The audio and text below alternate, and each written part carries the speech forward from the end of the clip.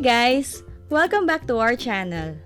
Today, tuturuan namin kayo kung paano gumawa ng DIY no-sew dog bed using only 3 materials that you can find in your homes. Sa project na ito, wala akong ginastos kahit 5 at natapos ko yung project in less than 30 minutes. So kung gusto nyo matutunan yung project, stay tuned and let's begin!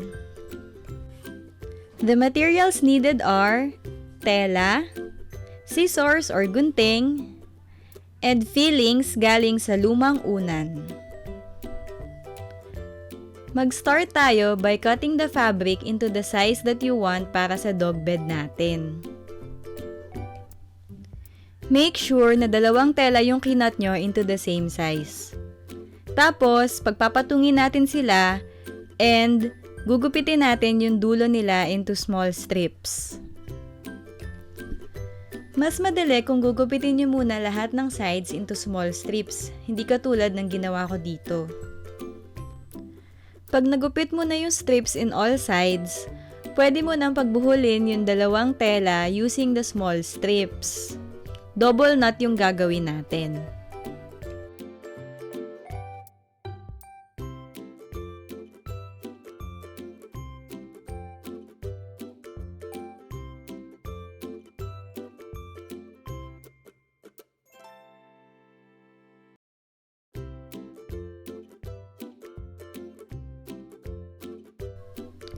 Once natapos na kayong magbuhol ng 2 tela, mag-leave kayo ng space para sa area na paglalagyan natin ng stuffing natin.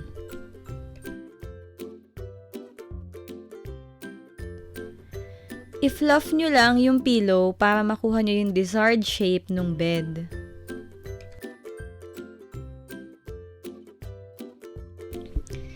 And let's make the final buhol and then you're done!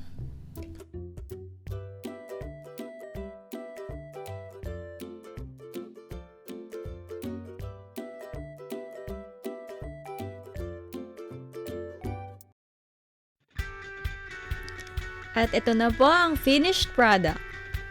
2 talaga yung ginawa ko, kaso yung isa hindi ko na film para sa kanilang 2.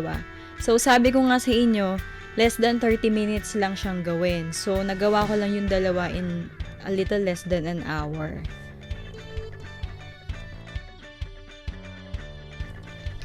And that's it for today's video. Please don't forget to give this video a thumbs up if you liked it. And don't forget to like, share, and subscribe for more upcoming videos. Thanks for watching! Bye!